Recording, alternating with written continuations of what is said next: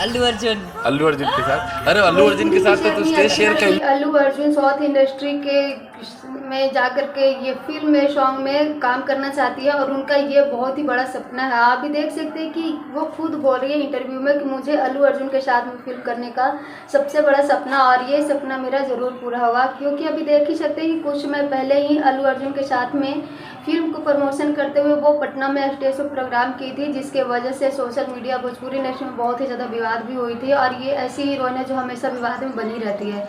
नमस्कार दोस्तों, Radhe Radhe. I hope आप सब अच्छे होंगे, मस्त होंगे, स्वस्थ होंगे। अगर चैनल पर नया है तो चैनल सब्सक्राइब करके एक प्यारा सा लाइक कमेंट जरूर करें। अक्षरा से भोजपुरी की ऐसी इकलौती हीरोइन है जो मतलब सिंगर भी है और डांसर भी है, बहुत ही अच्छी एक्ट्रेस भी है, हर एक चीज़ में ये मतलब टैलेंटेड है।